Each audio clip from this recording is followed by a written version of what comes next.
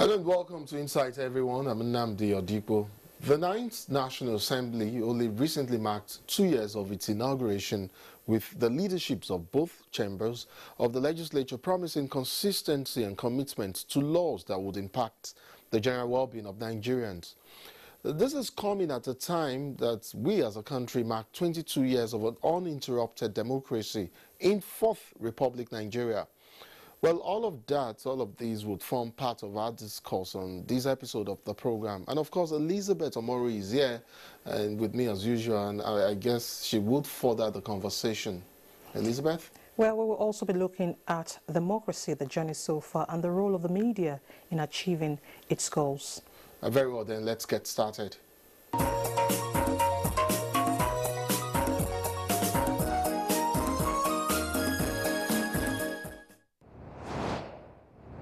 My first guest is the sitting member of the National Assembly. Is the senator representing Osun Central Senatorial District under the platform of the All Progressives Congress. He's also the chairman, Senate Committee on Public Affairs, Senator Surajuddin Ajibola Bashiru. Welcome to Insight. Good afternoon. It's my pleasure to be here. Senator, we were still in the ambience of the 2021 Democracy Day. And so it will be significant for us to begin our conversation from that angle. At this point of our democratic experience and journey, and knowing that in relative terms to other democracies, ours may still be considered nascent, do you however believe that we're on the right trajectory and that democratic ideals are deep-rooted in our society today? I will say that on the question of being on the right trajectory, definitely, I would say yes. But about whether it is already deep-rooted, I would say we are not yet there. But we are on the right track to definitely get there. I would say this because it has just been since 1999 that we have uninterrupted democratic experience in Nigeria. And of course, there are always building blocks to democratic experience. One of these has to do with the rule of law, independence of judiciary. We also talk of the freedom of the press and freedom of association, as well as credible election that will be free and fair. Those are part of the parameter by which you can begin to assess ourselves, know where we have fared very well, and where we have challenges in confronting and moving forward in that regard. Using some of the parameters that you've just outlined, is it possible for you to give us an idea of where you think we stand? I will start first with the leadership recruitment mechanism for democratic process, which has to do with the organization of election. I would say that unlike what happened at the beginning of democratic experience, particularly the electoral acts of 2006 and 2007 election, 2003, I think we are getting there gradually as to having credible election. But I also think in this regard, the effort of the present Senate Assembly on having an amended electoral act need to be further expedited upon so that the rule of the game ahead of 2023 election will be no ahead. But we still need to do more, particularly in the area of voters inducement, in the area of violence during election, and of course in the area of reduction of monetization of a democratic process. On the issue of freedom of speech, largely I have made some advances in that regard.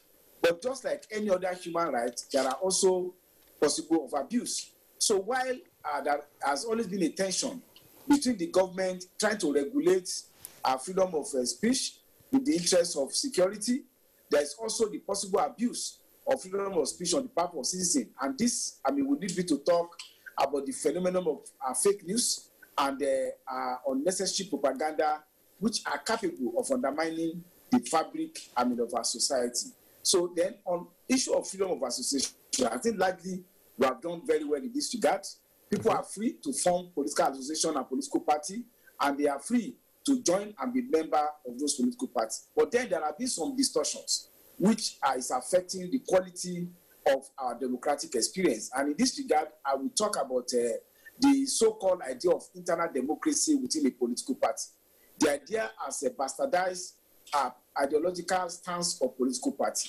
The classical idea of a political party is a group of people having some ideals and some programs on what they want to project, and they want to make to be their program for the people. But when you now make it compulsory that all political parties must have a uniform arrangement for the emergence of their leadership. And I'll give an example. An ideological political party, you want to feed a candidate because of the grandness of a particular person in the ideology of the party. The person may not have necessary wherewithal to be able to even mobilize, the people in that regard.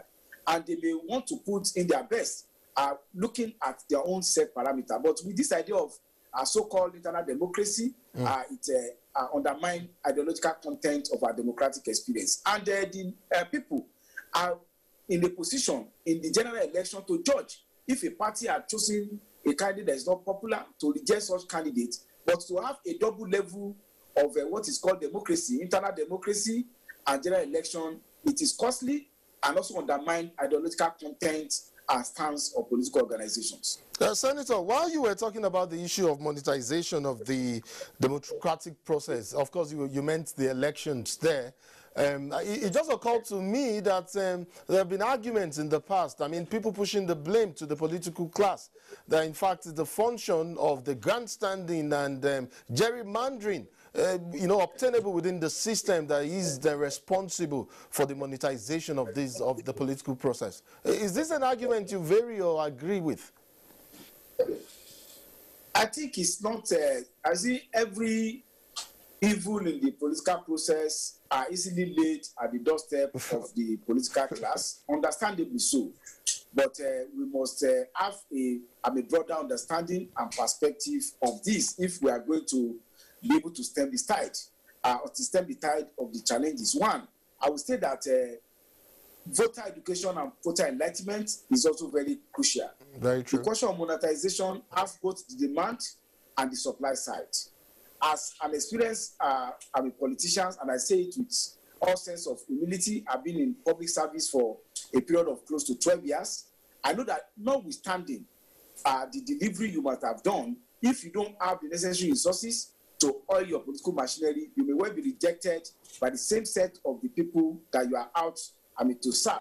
So there's a need to deepen our democratic culture, to deepen enlightenment, and of course there's also the need to further empower our people so that those mundane things that are used to induce them will no longer matter to them. And what I mean by this, we need economic empowerment of our people for them to engage in product activity. And when they are economically empowered, economically energized, those pittances that are used to induce them will not matter. Exactly. But you need to deepen understanding of democratic culture and what is required. I agree with you entirely on that front, Senator. It is important to promote economic reliance and dependence, and that way it would also curb incidents of monetization of the democratic process. But Senator, let's quickly go ahead here. And when we talk democracy or enhancing democracy, it's clear that the Constitution not only remains fundamental, but it is also key to achieving that. I'm sure you've expressed your view on the ongoing constitutional amendment process on other platforms. It's been there in the public domain. However, I would like for us to backtrack a little and appraise the foundation of our current constitution as a written document and subsequently as an object of governance. Where do you stand as regards that and the argument that the problem with the current constitution emanates from the source? And by that, critics often argue that it was not democratically agreed upon, even though we know that later on the Fourth National Assembly chose to adopt the document as Nigerian's constitution after it was inaugurated in '99. What is your thought and opinion on all of this? You see, in commenting on the Nigerian constitution, we must make a difference between politically sentimental assertions and deep understanding of constitutional making a process. Can we remove the sentiments totally from all that is happening within the polity? Yes, I want to get. I mean, I'm laying a basis for my intervention. Okay. And by my intervention, what I mean is that we must make a clear distinction between sentimental political assertions, which are for political gains, and a deep introspective analysis of the trajectory of our constitutional development. And it is the latter that will give us a clear roadmap as to where we are going. Anything predicated on sentiments, on emotions, will only lead to a perverted conclusion. And I will say this, that the 1999 Constitution is nothing but a regurgitation of the 1979 Constitution. If there is any difference between the 1979 and 1979 Constitution, it will be possibly less than 7.5%, if I'm right. So if you are making criticism of 1999 Constitution, those criticisms also apply to 1979 Constitution. But there's a difference between letters of Constitution and spirit of Constitution.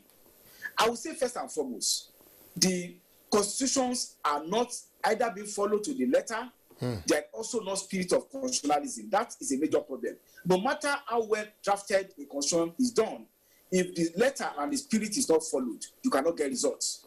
Then secondly, as to the provenance of the 1999 Constitution, it is true, it was put in place by a military decree. But in legal theory, there is a theory of the ground norm, which means that in any society, there must be a fundamental legal basis upon which other legality will follow. And as of today, the ground norm in Nigeria is 1999 Constitution by virtue of Section 1. So for you to emanate a fresh new legal system, it's either two-way. It's either you follow the existing procedure of the existing legal system, in which case Section 9 of the 1999 Constitution, or you carry out an insurrectionary revolution by which you uproot the entire system. Those are the two options that we have. And of course, all of us know the disruptive and the dangerous effects of going by way of outright revolution.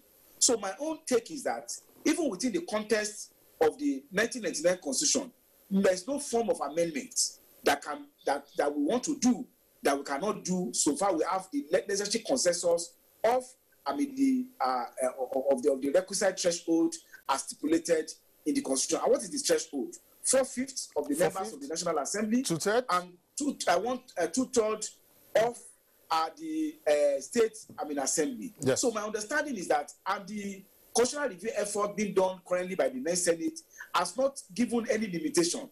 There's no no-go area. So people who feel strongly that there is a need to fundamentally restructure Nigeria are free to come up with memoranda and mobilize the requisite support to be able to do so. In the National Assembly, for instance, in the Senate, you need 88 senators to support any form of amendment. And an amendment, by my understanding of the law, could include substitution. So there's nothing in the 1999 Constitution that says you cannot substitute. There's nothing that says you cannot even go by way of unitarism. There's nothing that says you cannot go back to regionalism. There's nothing that says you cannot alter allocation of constitutional power. The only requirement is that you comply with Section 9, by which you have 4/5 of the member of the National Assembly and 2/3 of the State Assembly resolution supporting such amendment. So we must make a distinction between political statements just making it to undermine the existing structure without any foresight as to how we can even go forward and achieve our aim.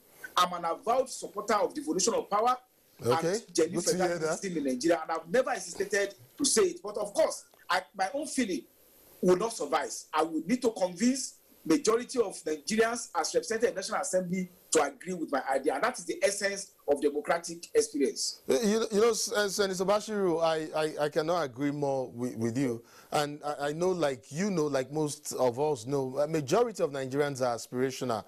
And that aligns with the general expectation and anticipated outcome of the current efforts at having a more participatory constitution that's people-driven now.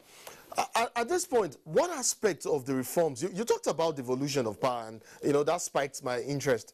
At this point, what aspect of the reforms are you more optimistic about, knowing that some areas are even more imperative in terms of timing, like the electoral reforms? We know we'll have an election coming up in 2023, and there are others that are equally, they are equally needed and expedient that would help in calming failed nerves. You know, I do know, of course, that the process is vast and that areas being considered also are quite large. But where are you most optimistic and, you know, that changes might begin to happen or might happen this time around? Be very honest with you, I cannot, using my own feeling, determine what the train of thoughts of other members. I know that. I am just asking you a personal question. Actually, will be the thinking of the majority. But if I will talk about my own expectation, and I stated at the plenary on Wednesday when we are considering our assessment for 2 years that I'm in a somewhat advantageous position to speak as to the expectations of Nigerians from the National Assembly, being the spokesperson of the Nigerian Senate and being interfacing with the people, both journalists and non-journalists. The expectation of Nigeria is that the Coordinated Constitution must address the issue of devolution of power. Exactly. We must unbundle many of the legislative powers given to the National Assembly and ipso facto the National Executive. We must also look at the cost of governance as part of the process of moving forward. A situation whereby 5.9 trillion of a 13.8 trillion budget is used for the purpose of recurrent expenditure would not augur well for development. People are also concerned, and I said I'm also personally concerned about the leadership production mechanism through our electoral process. And I believe, as the Senate President, Dr. Ahmed Lawal, has said, before we proceed on our summer recess, we should be able to complete the process of enactment of a new electoral act, and of course complete our work on the 1999 Constitutional Amendment and pass it on for return in the State Assembly. So I'm optimistic that this year will be an eventful year that will be a harvest of some of those legislative and constitutional reform. Distinguished, I know you talked about you talked about restructuring earlier on when we were, in the course of our conversation. I'd like to go back to that issue and talk about a bit on the clamor for restructuring. And there are several descriptions out there on the likely, outlook or what the restructuring will be. What's your thoughts on this? Put that against the Constitution, Nigerian's Constitution at independence, and how it operated with the devolution of power as at that time to the regions, and now the regions, it also made allusions, or in fact not just allusions, but specifically, depicted and showed how fiscal federalism, I beg your pardon, would take place. Put that, against each other, and please speak to the issue of restructuring in your own view now. I think we must look at it from the point of view of one, the structure of our government. At independence, the understanding of the founding fathers is we should have a federal system of government. The simple answer is that today, I don't believe that we have a federal system of government. What we have is a constitution in name federal, but in reality unitary. And both in terms of allocation of constitutional powers, by which more than 66 items are enumerated on the exclusive legislative list, including mundane issues as registration of business name, copyrights, and so on and so forth, marriages, and there's some other items that are actually fitted for the federating units. Secondly, we also have what I would call a situation whereby the federating units have become atrophied because of the division and subdivision to the 36 structure that we have. The reality is that as of today, if not for allocation from federal government, largely more than 90% of this, so-called federating units cannot even be able to pay the salary of their workers. So any constitutional amendment that would not address the question of sustainability of the federating units, ability for them to uphold the diversification of our economy, and also to take benefit of heterogeneous nature of our society will just be an exercise in futility. And I want to say there's strength in our diversity, there's strength in our unity, but we must be able to confront this by ensuring that we have a constitutional arrangement that allow each people to develop at their own pace in a way that cooperatively we will have overall development of our society. We cannot bring down any part of the country, or we cannot promote excessively a part of the country, and then we expect that there will be the sense of belongingness of each and everyone in the society. So I will say that in the area of restructuring, we may be looking at having some form of regional structure by which some of the states will coalesce together and have a uniformity in terms of arrangements, and then relate directly with the federal government. And the subject matter, for me, in any federal constitution, it is those issues that are concern generality that should be the subject matter for the federal government. For instance, issue of defense, foreign relations, currencies, and so on and so forth. Not every item in this act being made to be legislative item and legislative item at the central government. The effect of this is that there will be even no resources for those states to function. For instance, solid minerals.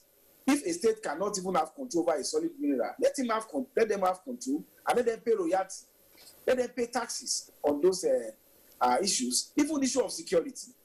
In this country at independence, we have several layers of security intervention. Now we have a unitary police in a federal, supposedly federal situation. So those are part of the anomalies that we must point out. But as I said, my sentiment, very important, but will not suffice if we are unable to get consensus of all other people in the National Assembly and consensus of all other people all over the country.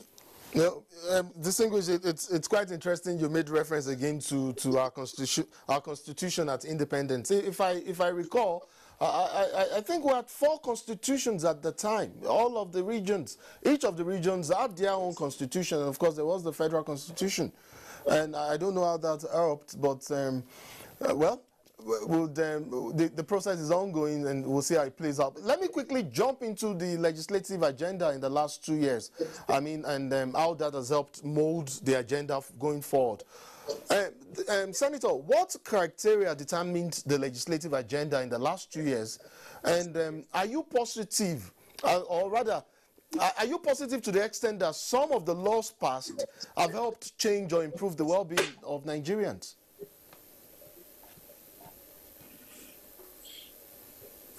I will say with respect that the issue of legislative agenda is born out of the process of interfacing with the legislators as to what do we require based on our interface with our constituents at the process we are doing election. So the process of emergence of the agenda predated the inauguration of the National Assembly. So in this regard, you may be able to say that we have a situation whereby we look at what are the subject matter that are of concern for Nigerians. We look at the issue of electoral reform, we look at the issue of security, and we look at the issue of restructuring of our governance. We also look at the issue of capacity development at the National Assembly. Those are what we are put together to have an agenda. We also have a policy trust, which is why we said it's a National Assembly that works Nigerians. We want a National Assembly that looks at issues dispassionately as statement, rather than having to get into a criminal relationship. Things we can cooperate upon and ensure that we have results. We don't have to unnecessarily eat up the polity in order to be seen as having been antagonistic or as having been working in the interests of the Nigerian people. And that has come into play because we have been able to seamlessly, without any acrimony, pass necessary legislation, support the executive with necessary appropriation, and carry out our oversight function in a way that we have had serious contribution in the area of economy, in the area of security, even though there are still some challenges, and in the area of ensuring real infrastructures are being initiated and completed within the lifespan of this administration. Senator, I'm sure you have heard critics of the 9th National Assembly describing it as a rubber stamp parliament. I mean, always ready to fall in line with the dictates of the executive. But I'll say this, how do you, or rather I'll ask you this, how do you explain to such people, and I mean the critics now, when and how collaboration means compromise? I see you cannot please everybody in Nigeria. We have a country of 180 or 200 million Nigerians. They are bound to be dissecting, opinion. And in fact, our Lord Jesus Christ had 12 disciples, and out of them you have Judas, and you also have one of them who temporarily, denied him. So in that regard, when you have 120 million, Nigerians, you don't have people who have said their own. But I will contextualize. I like contextualizing my discussion within the context of concepts of what democracy is all about. The democratic experience will now use all over the world come primarily from the Westminster parliamentary system. What do I mean? You have elected parliamentarians who, among them, those who have majority, the party with the majority, will bring out the executive. So it presupposes that you have a parliament that is supported by the majority of legislative arm. Will you expect that in that parliamentary system that is being practiced in UK, that you see the elected legislative on the platform of the party of the government being opposed to that government? And that's why there's a difference between opposition in parliament and the government in parliament. And that is why the leader of the majority in parliament is usually called the leader of the parliament, because he will lead the government of the business of the parliament in support of the policies and programs of that government. Now coming up to Nigeria, even though we practice federal system of government, when you look at the results of our 2019 election results, not only that my party, All Progressive Congress, was voted massively in the executive by electing our president, President Muhammadu Buhari, we also have at least about 63 or 64 members of the Senate out of 109 being in the majority. So do you expect us as majority in the parliament to consult ourselves as opposition to our own government in order to satisfy the yearnings of elements that are prone to just give us a label? I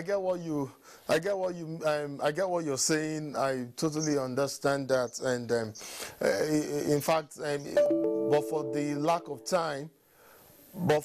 of time, I wanted us to talk some more on bipartisanship and how you reach consensus to pursue other issues in the House there. Unfortunately, we're completely out of time, and so this is where we'll draw the curtain on our conversation, but we'll try to create another forum to have this same conversation, just so that we conclude our thoughts on some of these critical issues that we're raising. I've been speaking with the senator representing Osun Central Senatorial District on the platform of the All Progressive Congress. He's also the chairman Senate Committee on Public Affairs, Senator Surajuddin Ajibola Bashiru. Thank you so much for coming on Insight. Yes, I'm happy to have been here and have a robust discussion with you. Thank you, sir. Up next is Elizabeth Omori with the Media Review segment.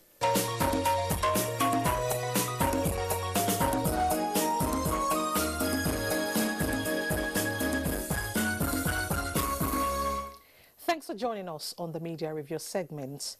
National unity and sustainable democracy can be relayed through the channel of media so as to reach a large population.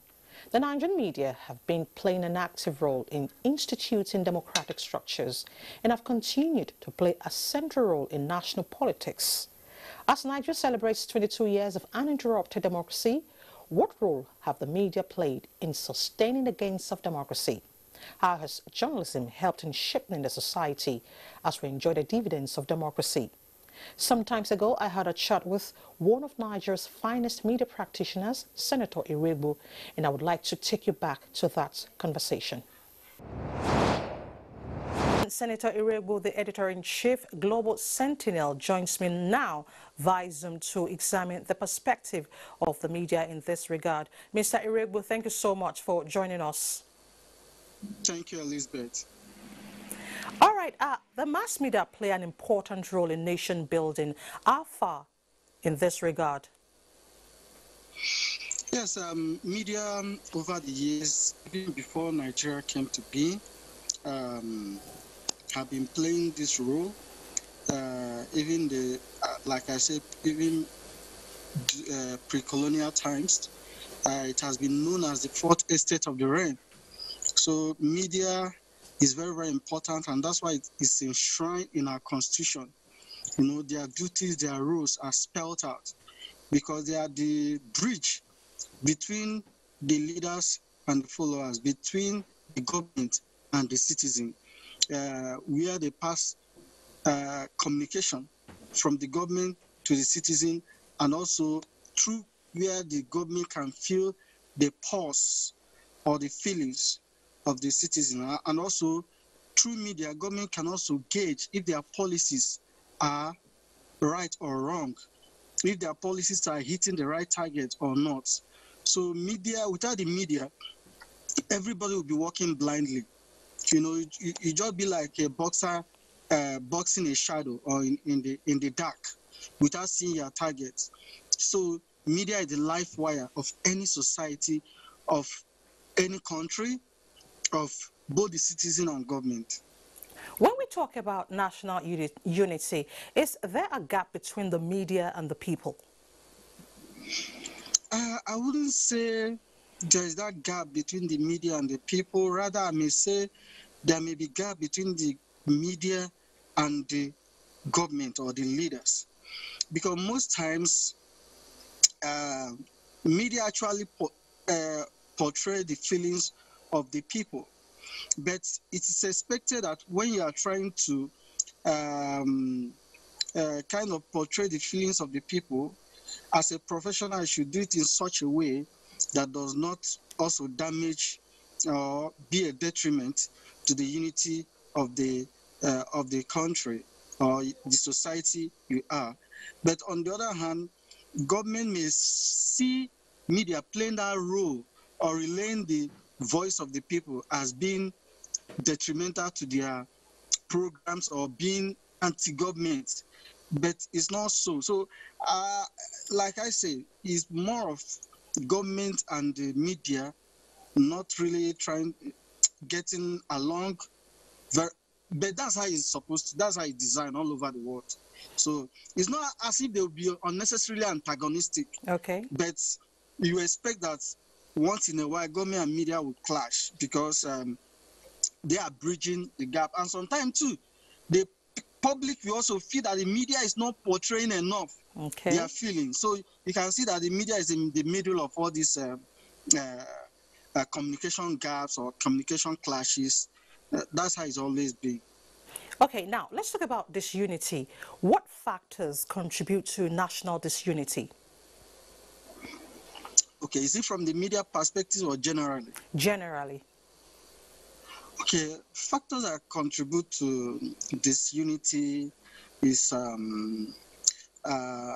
lack of inclusiveness in governance.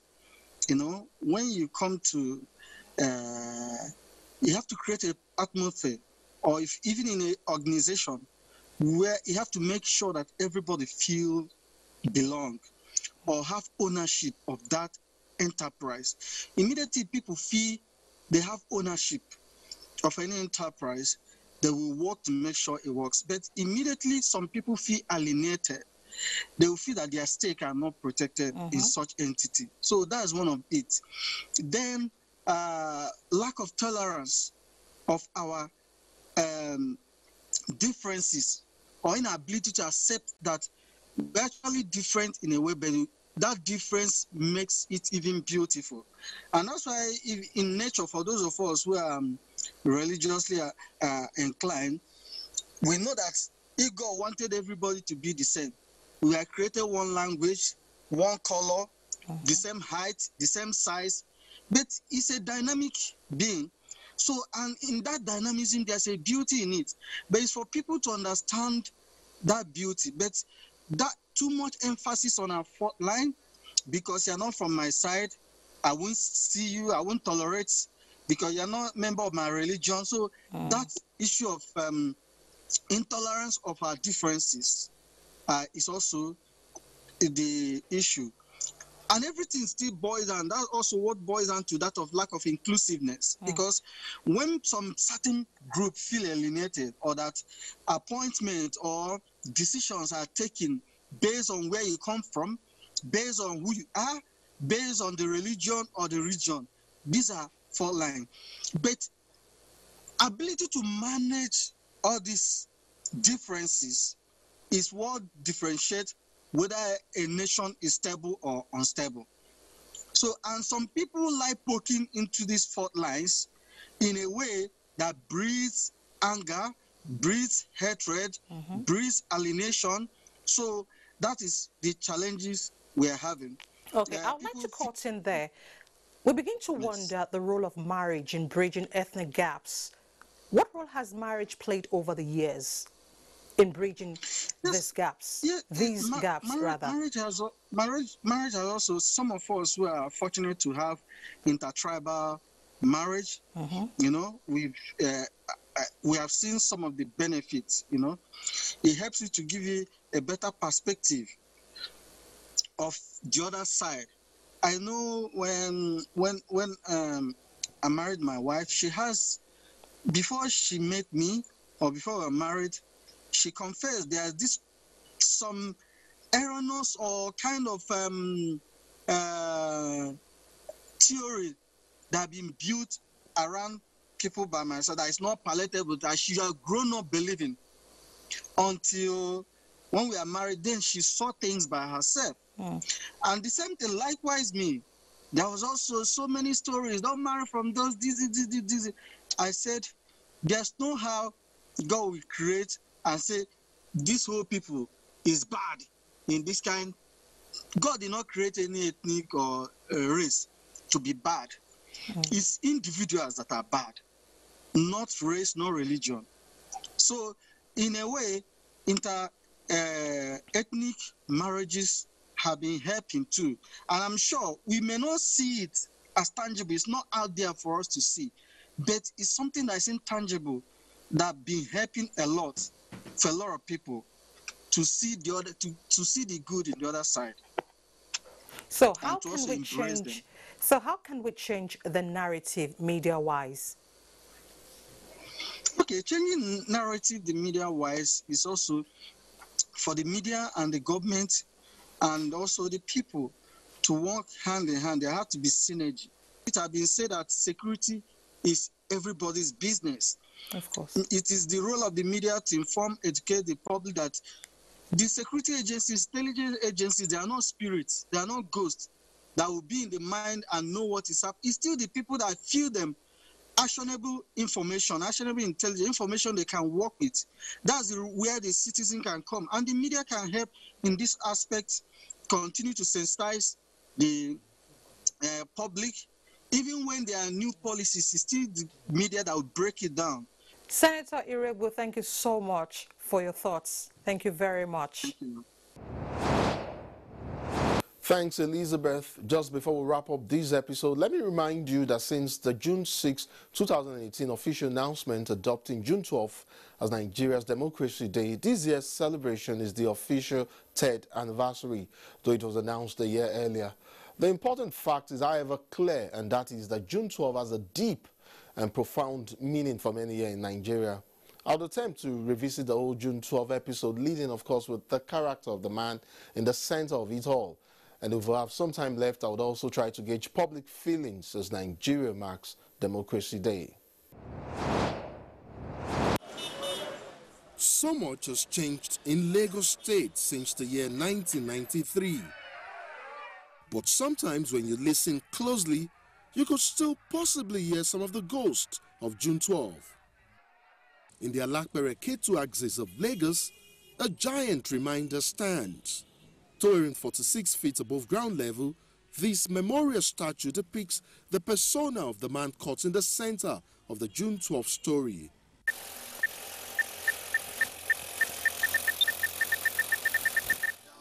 SDP, MKO, Kingibe, action! MKO, Kingibe, SDP, progress! It may or may not have been the TV campaign ads, but for sure, Nigerians were clearly intrigued by the man, Moshood Kashimawo Olawale Abiola. The legend of MKO Abiola had spread far and wide prior to the June 12, 1993 presidential election. The streets were livelier, the people more eager. Electioneering campaigns had sparked a fire that mostly burnt out religious and ethnic preconceptions amongst Nigerian voters. The amazing thing about it was so orderly, it was so free, visibly free, and the fairness was palpable. And we felt like heroes. Our country has done something right. Indeed, June 12, 1993 started as a very good day. As the day progressed, it carried with it the spirit and hope of inclusiveness collectively expressed by millions of voters. The result of the June 12, 1993 presidential election was never completely released and never made official. But something which emerged from the voting pattern and was rather quite glaring was the confirmation that the voters' choice clearly went beyond ethnicity and religion. My proud state of Kano, who had a candidate, but we felt that our candidate may not have been the best, and therefore will vote for another candidate. And that role played by Kano in delivering so many votes to the MKO Abiola is one of the positives we remember from that outcome. It is true that the presidential election was generally seen to be free, fair, and peaceful.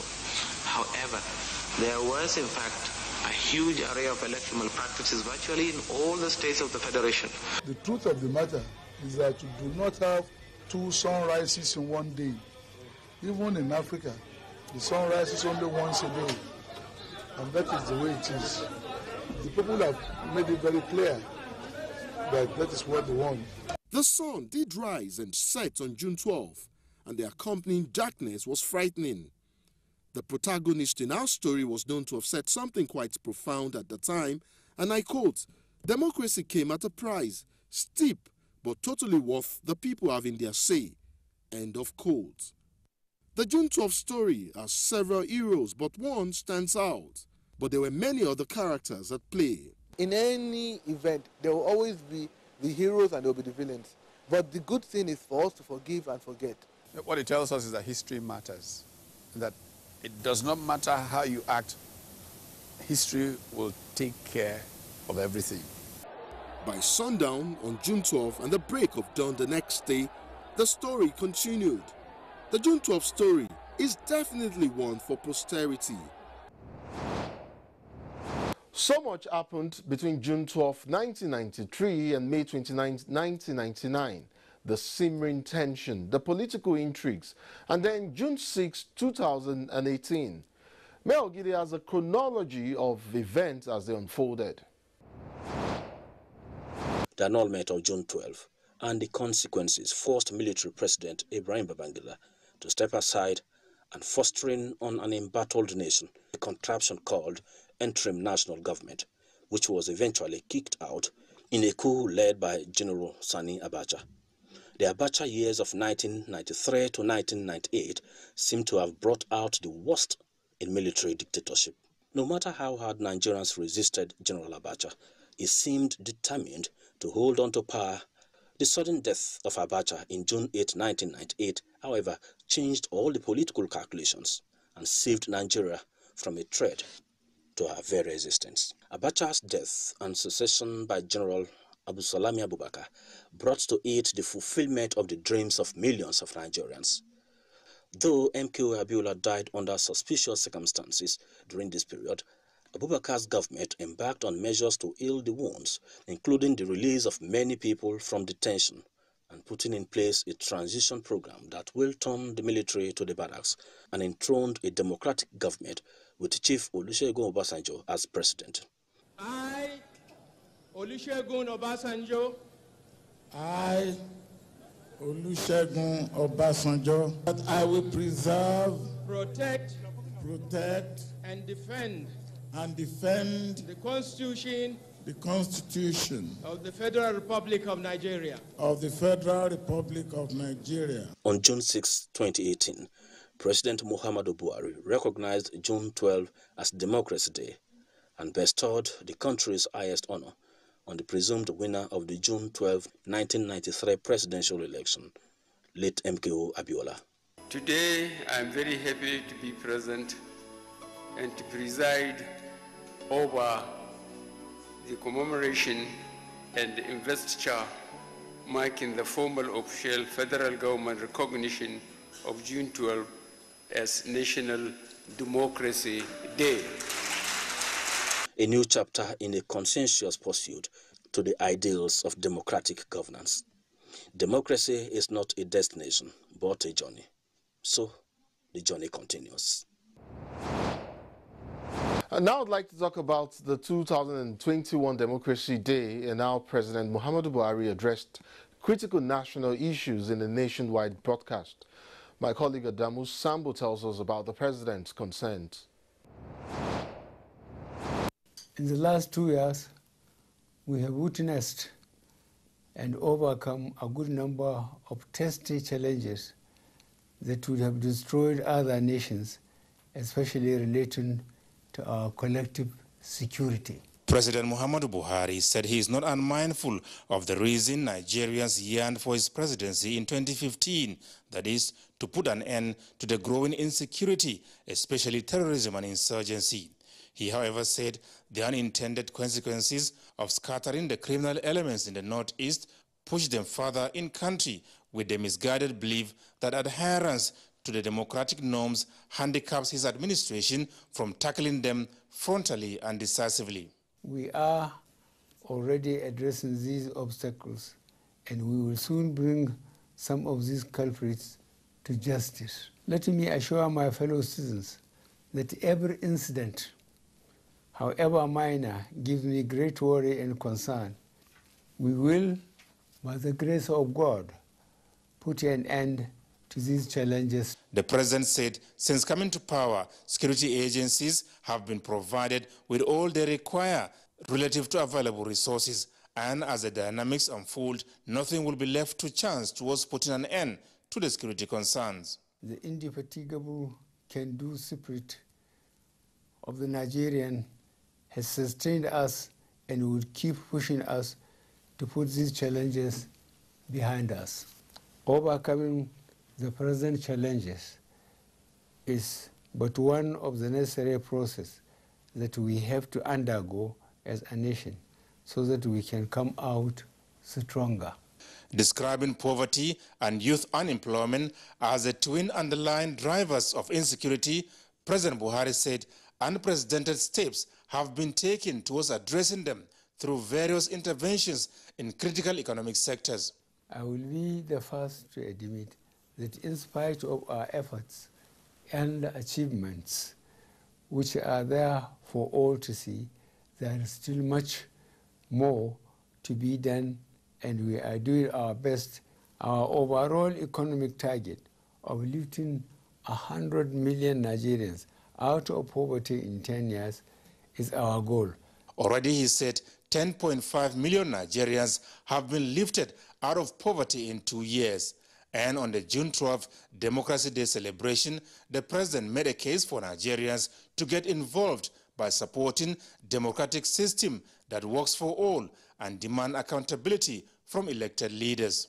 As your president, I remain committed to providing an enabling environment for a free, fair, and credible electoral system under my tenure. He formally appreciated Nigerians for their patience, understanding, and resolve to join hands in not only keeping Nigeria one, but making her the country of their dream. Well, it's been a very tight one, insightful indeed, and a having job what is to come next week on this same program. To join us same time next week for more on Insights. My name is Nnamdi Odipo. And I'm Elizabeth Omori. We'll see you next week.